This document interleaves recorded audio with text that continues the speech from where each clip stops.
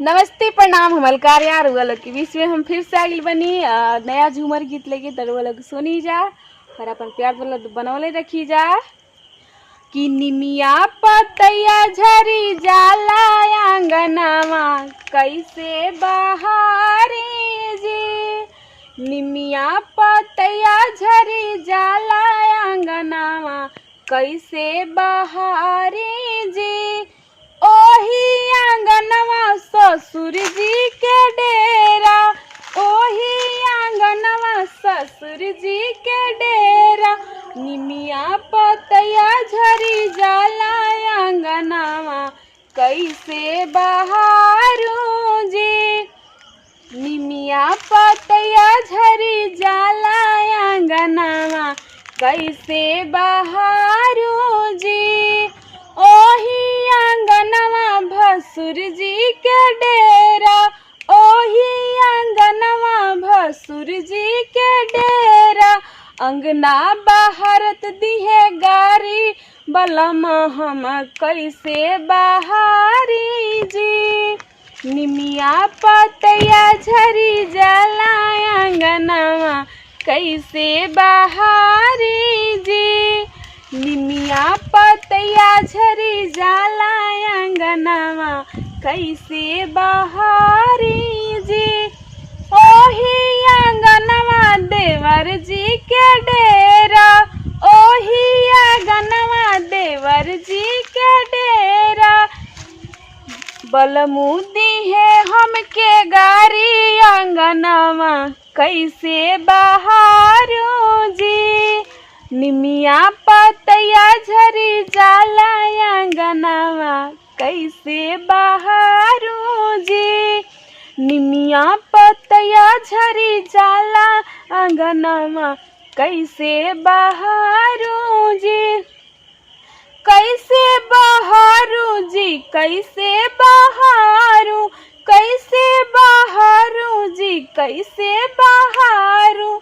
अमवा पतैया झरी जाला आंगनवा कैसे बहारू जी। पिपरा पतैया झरी जाला आंगनवा कैसे बहारू जी। निमिया पतैया झरी जाला आंगनवा कैसे बहारू जी। ओही आंगनवा ससुर जी के डेरा, ससुर जी के डेरा हो ससुर जी के डेरा। भारत में दिहे पिया गारी आंगनवा कैसे बहारू जी। भारत में दिहे पिया गारी आंगनवा कैसे बहारू जी। अमवा पतैया झरी जाला आंगनवा कैसे बहारू जी। निमिया पतैया झरी जाला आंगनवा कैसे बहारू जी। ओही आंगनवा भसुर जी के डेरा, भसुर जी के डेरा हो भसुर जी के डेरा।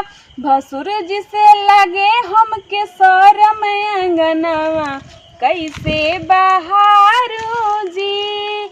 निमिया पतैया झरी जाला आंगनवा कैसे बहारू जी। अमवा पतैया झरी जाला आंगनवा कैसे बहारू जी। पिपरा पतैया झरी जाला आंगनवा कैसे बहारू जी। निमिया पतैया झरी जाला आंगनवा कैसे बहारू जी। नमस्ते प्रणाम। तो ये झूमर गीत रउआ लोग के कैसन लगल कमेंट में जरूर बताइम जा और अच्छा लागल तो लाइक करी जा और शेयर धड़ाधड़ करी जा। और हाँ, कमेंट करल मत भूली जा कैसे कि कमेंटवा हम पढ़ी ना, ठीक नू। तो ऐसे प्यार बनौले रखी जा और रुआ लोग देखत रही जा हमनी के झूमर गीत भोजपुरी। बाकी अगले वीडियो में फिर से मिलल जाए। रुआ लोग ऐसे प्यार बनौले रखी जा। Thank you so much, love you. अरे अरे अभी रुकी जा, अभी जाई जमात एगो आवश्यक सूचना बारुआ लोग इनके हाथ जोड़ के निहोरा करतनी कि अगर हमार कॉमेडी वीडियो देखे के होई अलका आर्या के तो हमनी के एगो और चैनल बाटे हमार भोजी 2020। तो ऊपर बहुत सारा कॉमेडी वीडियो बाटे, तो वो लोग देखी जा। और वो लोग से भी एगो निहोरा बा कि वो लोग के जैसन कॉमेडी पसंद होई तो वो लोग कमेंट में बताएं जा कि वो लोग की कैसन वीडियो पसंद हो, पारिवारिक या फिर वो लोग समझ सकते हैं जा। जैसन पसंद हो कि वो लोग कमेंट में बताई जा, उसन हम बनावे की कोशिश करम। अब बाकी वो लोग देखत रही जा हमार भोजी 2020। जाई जा जल्दी।